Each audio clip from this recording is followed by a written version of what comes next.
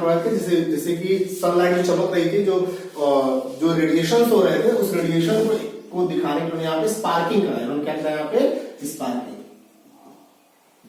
और इस फ्लास्क में उन्होंने भर दिया मीथेन गैस को, अमोनिया को और हाइड्रोजन को। मीथेन, अमोनिया और हाइड्रोजन को भर दिया उन्होंने। और उन्होंने ले लिया वाटर वेपर, ले लिया वाटर वेपर। और यहां पर उन्होंने ले लिया मीथेन को 2:1:2 रेशियो में, 2:1:2 रेशियो में।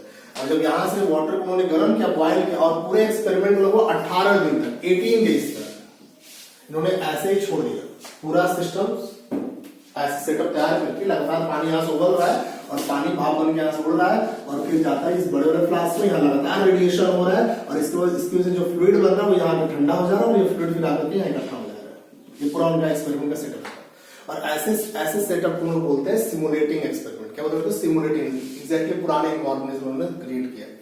अच्छा बेटा देखो, उन्होंने फिर क्या, जब 18 दिन तक छोड़ दिया 800 डिग्री सेंटीग्रेड टेम्परेचर पे 75,000 वोल्ट के इलेक्ट्रिसिटी पे, तो यहां पर उनको इस फ्लास्क में आकर के रेड कलर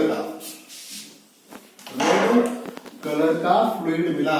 और रेड कलर का जो डर्टी फ्लूइड मिला उसमें इनको मिला 3 अमीनो एसिड, जिसको हम लोग याद करते हैं आग के नाम से। क्या मिला इसको? AAG मिला, आग। 3 अमीनो एसिड मिला। इसका नाम था एस्पार्टिक एसिड, नाम था एलेनिन और ग्लूटामिक एसिड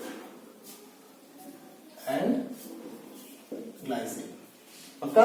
तो 3 अमीनो एसिड मिले, एस्पार्टिक एसिड, एलेनिन और ग्लूटामिक एसिड। पक्का ना बेटा? तो ये उनका पूरा, और इससे साफ ये हो जाता है कि यहाँ पर मीथेन, अमोनिया और हाइड्रोजन जैसे सिंपल सब्सटेंसेस के कंबाइंड फॉर्म में लेने पर, इस तरह से करने पर हमको अमीनो एसिड बना।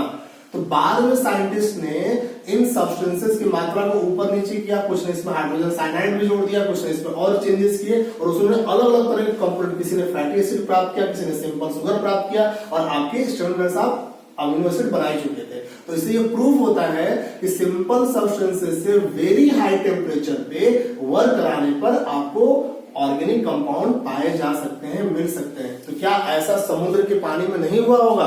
तो इससे ये प्रूफ होता है कि लाइफ की ओरिजिन जो हुई थी वो केमिकल इवोल्यूशन थियरी के हिसाब से हुई होगी।